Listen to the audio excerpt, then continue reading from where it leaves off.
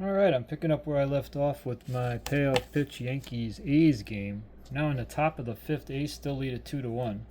Nothing happened in the fourth. Yankees went down 1-2-3, and the A's went down 1-2-3. So we're in the top of the fifth, and Tim Hudson is on the mound, and Alfonso Soriano is going to lead it off for the Yankees. He's 0 for 1.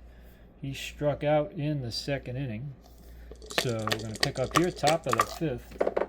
And we get a 5 on Hudson, which is patient, right-handed, and a 34. Patient, right-handed, 34, and that's a base hit. So that's a base hit for Soriano. That's a line drive to center field. And Soriano is on first with nobody out. Yankees down a run, but they get the leadoff man on for David Justice. Soriano can run a little bit here, so he stole 43 bases.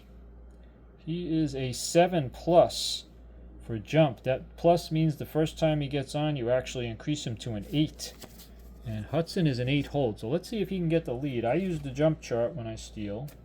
So this is an 8 against an 8 jump against an 8 hold.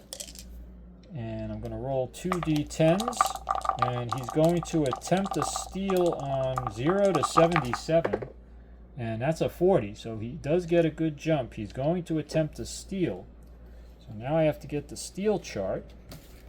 And we look at Soriano. Soriano for stealing is a B. 7 plus B. So he's a B stealing. And we need the catcher's arm. The catcher is Hernandez. He happens to be on top because he's leading off. And we look at Hernandez. His arm at catcher is a 3. So let's see. He's a B range, an E2, an error 2, and an arm 3. So Soriano's a B. The catcher's a 3. So we go to B3 on the steal chart, and that's very good chance. So I'm going to roll here, and I also have to roll the 2d6s because the 12 is a pickoff attempt on the d6s. So I'm going to roll all 4 dice on the steal chart for second. No pickoff, but we get an 85, and an 85 is safe. So Soriano, B3, very good steal. Safe was 27 to 99. He rolls an 85, and Soriano is on second with nobody out as he singles and steals. And now Justice will bat. Yankees trying to tie it up here in the top of the fifth. And we get a 7. 7 on Hudson is tough righty, and I rolled an 85. 85 on Justice is going to be a grounder to second. Now, on a grounder to second, the runner goes to third automatically. On grounders to first or second. So there's a runner on third now with 1 out. 2-1 game. The A's will bring the infield in. And that'll bring up Scott Brocious, who doubled and scored in his first at-bat. So Soriano on third, 1 out, infield in for Brocious. And now we get an 8, and 8 is tough. And we get an 8-47.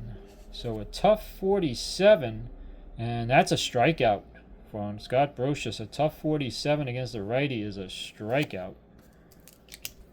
And that is a big strikeout there. That is his 5th strikeout of the game. And now with 2 out and a runner on third, we're going to get Chuck Knobloch. So the Yankees are going to need a 2-out hit from Knobloch. With Soriano on third, Knobloch grounders is short his first time up. A 30 or 31 would be a wild pitch, so we got to keep an eye out for that. No wild. Ooh, a 32. We just missed the wild pitch. 9 is a tough result, so we got a 9 tough and a 32 result. So for Knobloch, 32 tough, right? Yeah, 32 tough is a strikeout. So just missed the wild pitch, but he gets his 6th strikeout. And the Yankees leave Soriano at third in the top of the fifth. And we will go to the bottom of the fifth. And Mussina still in the game will come out for the Yankees. And Ramon Hernandez is going to lead it off for the A's. Ramon Hernandez hit the 2-run homer in the second to give the A's this lead. It was 2-0 at the time. Yankees made it 2-1 after Brocious doubled and Jeter doubled. And that's where we stand here in the bottom of the 5th inning. It's 2-1, and Hernandez leading off against Mussina. And we get a 3. 3 is in play righty, and it's an 80. 3 in play righty, and an 80 is obviously too much. It's a fly to center, so that's the first out of the 5th inning. Last 4 outs have been fly ball outs for Mussina. He's retired, looks like 9 in a row since the home run. And it's going to be Johnny Damon now with 1 out, nobody on, here in the bottom of the 5th. Mussina on the mound. And we get an 8. 8 is tough. And it's a tough 27. Tough 27. Damon right-handed. And that's just enough for a strikeout for Damon. He's 1-27 on strikeouts. So Damon goes down. That is number 3 for Mussina. And there's 2 out, nobody on for Menachino. Menachino struck out his first time up. He was the first victim for Mussina. 2 out, nobody on, bottom 5. 2-1 A's over the Yankees. And the pitch is a 12, and that's defense. So I got to get out the defense chart. I don't use facts. I do charts for everything. So the percentile dice was 83. And on the defense charts, 83 is checking the shortstop for an error. So that's going to be Jeter. He happens to be right on top because he's leading off. His error number is 3. So we're going to check on the ballpark card now for error 3. And an error is 1-49 here in the Oakland Coliseum for the shortstop, Derek Jeter. 1-49 for an error. And it's a 92. 92 is no error. So I rolled a 7 with the D6s. We go to the out chart on the defense table, and a 7 in infield is just a ground ball. And since nobody's on base, it wouldn't matter anyway. It's a grounded to short, and that ends the inning. So Jeter avoids the error, and that's how you do defense checks without the facts. I do not use facts when I play generally. It's okay. I use them. I've done it a little bit, but I prefer using the charts. We're going to go to the top of the 6th. Hudson coming back out. He is a 7 fatigue, and he's only given up 1 run anyway. And in payoff pitch, as long as you've only given up 2 runs or less, you're fine. Once you give up 3 runs and you hit your inning, your fatigue inning, then you are tired. So we go top 6. Yankees are going to have the leadoff hitter Jeter and the top of the order up. Down a run, looking to get back into this ball game. And we roll a 9, and again, 9 is tough on Hudson, and the percentile dice is 53. So on Jeter, a 9 tough 53 is a base hit. And we can use the low D10, tells us where it went. I got to bring back my hit location chart, which is now buried because I did the jump, steal, and the defense. Hit location chart is a sharp liner into center field for Jeter. He is now 2 for 3. He doubled and drove in a run his last time up. So now Jeter's on, and Jeter is a 4+. So this is not his first time up, though. So he would only be a 4 against Hudson's 8. So, and he is an A steal, though. So I think we're going to go ahead and try and get the jump with Jeter. It's 1-run game, top 6. Jeter's going to try and get the jump because Hudson has 8 hold is not very good. And the higher numbers are worse on the hold chart. So we're going to have Jeter is a 4 and Hudson is an 8. I'm going to roll the percentile dice on the jump chart. And I get a 7. And that should be good. 4 on the jump, 8 on the hold, and he attempts 0-63. So Jeter gets a good jump. Now he's an A steal against Hernandez's. We said he was a 3-arm, correct? I'll double check that. I didn't write them down yet. He's a 3-arm. So now Jeter is an A steal. So he's going to be an A3 on the steal chart. And I'll bring out the steal chart. A3 on the steal chart is a excellent chance for steal. So he moved up over the very good of Soriano. He's now in the excellent category. And I'm going to roll all 4 dice. Again, a 12 on the D6s is a pickoff attempt.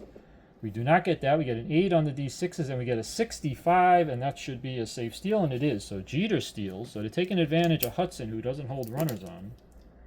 And now, just like the last inning, the Yankees have a runner on second with nobody out. Trying to tie this game up. It's going to be Paul O'Neill, who's 0 for 2, who's coming up against Hudson. Runner on second, nobody out. 2-1 A's lead. See if the Yankees can get Jeter over. And we get a 9, which is tough on Hudson, tough righty, and it's a 58. So for O'Neill, tough 58 is too much, and that is a grounder to third. I got to double check, but I think you have to be a 7+ to move from a third base from second. Let me get the ground ball chart just to double check the ground ball rules. With a runner on second only, yeah, you have to be 7 or higher to advance on a grounder to short or third. Jeter is a 8, so Jeter will get to third on that ground ball. Jeter is on third with 1 out. Tying run on third with 1 out. They will bring the infield in like they did last inning for Bernie Williams. Infield in, Jeter on third, 1 out. And we get an 11 on Hudson. 11 is defense. So back to the defense chart. And the percentile die roll on that 11 was a 15. And a 15 is the range of the third baseman. So we're now checking the third baseman's range. That's Chavez. Chavez was good. He's in A range at third base. So we're now going to roll for range, A range at Oakland Coliseum. 1 to 27 for a hit. Got to roll all 4 die. 28 to 99 is an out. We get a 35, so that's an out. So now I got to go to the out chart and see what's going to happen with the base runners.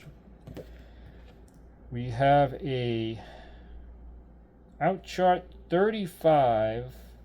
6. I'm sorry, a 6 on the 2D6s for ground ball is ground ball FC. Lead runner force out. Batter is safe at first. Other runners advance. If no runners on or forced, batter is out at first and runners hold. One thing not 100% sure is if that has its infield in has any effect, but I don't think so. I think we go right off the defense chart here. That's what I'm going to do here is just go right off the defense chart, and the runners hold if not forced. So we're going to say that is an out with the runner holding at third with the infield in. So 2 out, runner on third now for Martinez. Yankees fail to get that run in. Martinez has struck out twice. He's 0 for 2. Runner on third, 2 out now.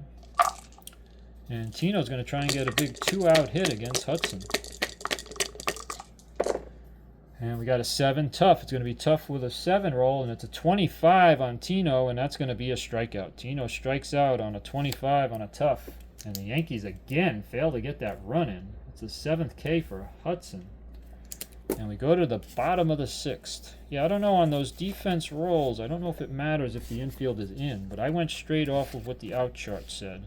And the out chart said runners hold. So I got to look that up again and see if it matters on those if the infield is in.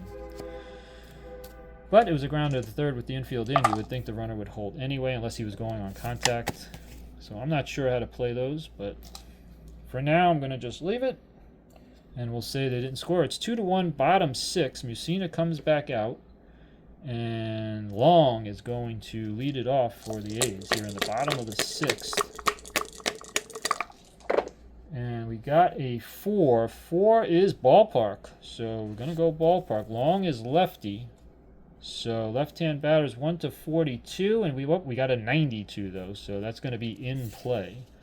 So we got to re-roll in play against a right-handed pitcher. And we get a 47. So Long in play, 47 is too much. That is a grounder to first. And that is the first out of the inning here in the bottom of the 6th. We're going to go back to the top of the order. And Jeremy Giambi has flied to right twice. He's 0 for 2. Here in the bottom of the 6th, A's holding on to that 2-1 lead. Mussina facing Jeremy Giambi with 1 out and nobody on. We got a 10. 10 is tough. Tough right-handed. And it's a 10, and that should be a strikeout, and it is. He's 1 to 50 on his strikeouts. So that is a strikeout. That's number 4, looks like, for Messina. There's 2 out, nobody on, and it's going to bring up Jermaine Dye. Dye is 0 for 2. He grounded to second, and he struck out. He was Messina's second strikeout victim in the 4th inning. No, the 3rd inning. So 2 out, nobody on. And we get a 5 on Messina. That's in play. And we get up, but we get an 85 on the rolls. So in play right-handed 85 is just going to be a grounder to short. And that's going to end the 6th. We're going to go to the 7th inning. A's holding on to this 2-1 lead over the Yankees.